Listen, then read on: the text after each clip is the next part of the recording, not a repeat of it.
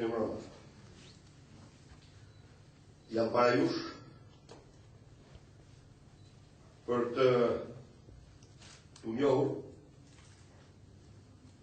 me rezultatet të udhëtimit tim dhe pjesëmarrjes në krye delegacionit shqiptar në sesionin e 64 të Organizatës së Kombeve të Bashkuara. Duhet të theksoj se ky sesion ishte vërtet një sesion historik. Por mënyrën, rëndësi, rezultati e temave të mëdha që trajtojnë.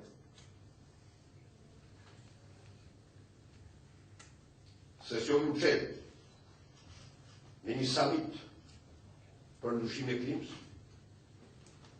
në të cilën presidenti Barack Obama mbajti, do të thosha unë, një fjalim veprimi. Një fjalim në të cilën ai njohu komunitetin ndërkombëtar dhe masat konkrete të qeveria Shteteve të Bashkuara dhe presidenti Obama me veprimet e tyre konkrete për të frenuar rrokullisjen që po krijon ndryshimi i klimës dhe për të patur në fund të këtij viti një summit rezultativ për klimën në Kopenhagen.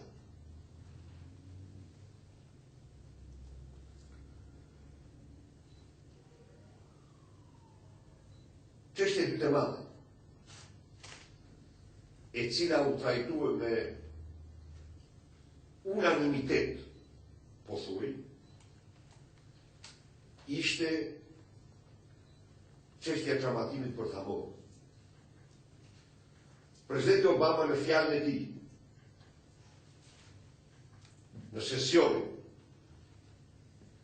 e Organizatës së Kombeve të Bashkuara, pra në summit, pas summitit të klimës,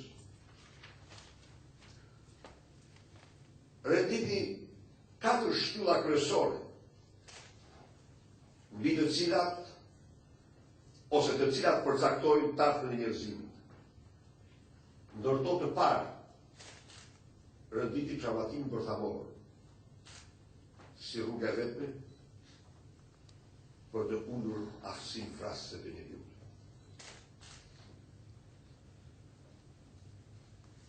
Tërnesëm, ndaj dhe ishte historik ky sesion, u mlodh Këshilli i Sigurimit në drejtimin e presidentit të Shteteve të Bashkuara Barack Obama, me qenë se Shtetet e Bashkuara kishin kryesinë e radhës së Këshillit të Sigurimit, dhe në unanimitet të plotë miratoi një rezolut për kufizimin dhe shkatërimin e armëve bërthamore.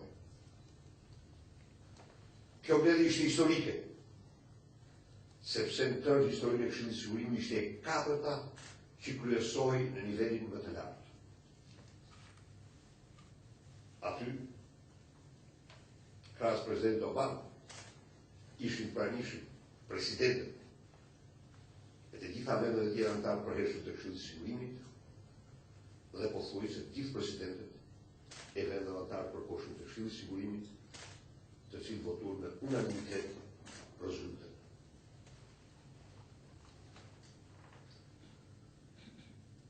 Shqipëria. Ku ndodhej Shqipëria?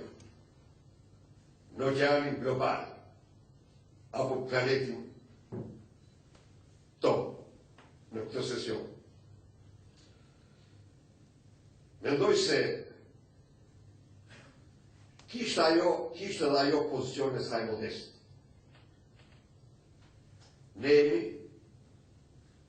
vendi me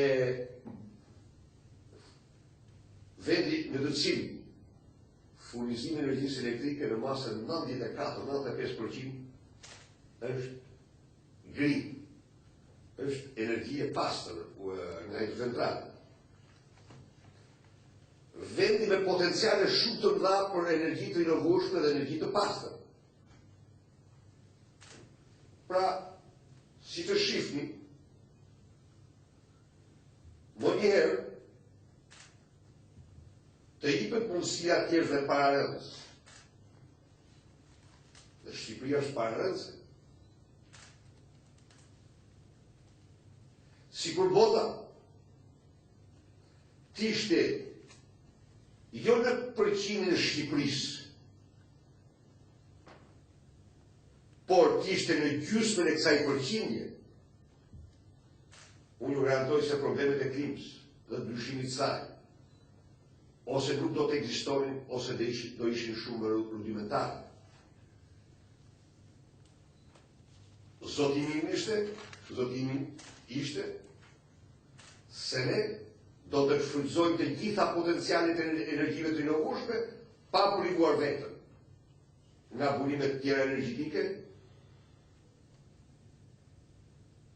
që vijnë nga fosilet apo nga energjia nukleare. Pra, ne jemi mirë vendosur. Jemi shumë mirë vendosur. Dhe në këtë aspekt jemi pararëndës të asaj që vendet tjera duhet ta bëjnë. Informova audiencën se janë mbi 5 miliardë euro kontratat e firmosura për energji të rinovueshme. Ujore, ere, biomase.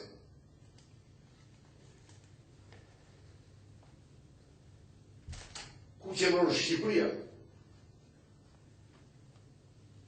Në çomatimin bërthamor, Shqipëria s'ka patur dhe nuk do ketë asnjëherë ambicie bërthamore. Por një gjë, Shqipëria lidhur me armë të shfarosjes mas armë kimike. Është e parë, i pari vend në botë pa armë kimike. Edhe këtu pozicion është komfortabël.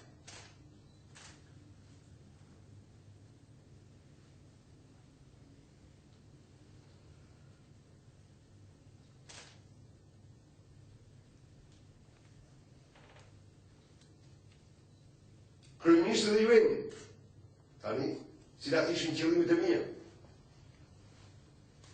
përveç se të ekspozoja këto gjithash, dhe të logoja fuqishëm,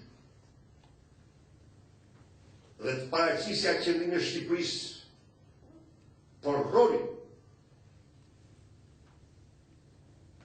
shumë të rëndësishëm që Kosova e pavarur po lodh në paqe dhe stabilitet në rajonin. Ishte sigurisht dhe një angazhim i madh në drejtim të njohjes së.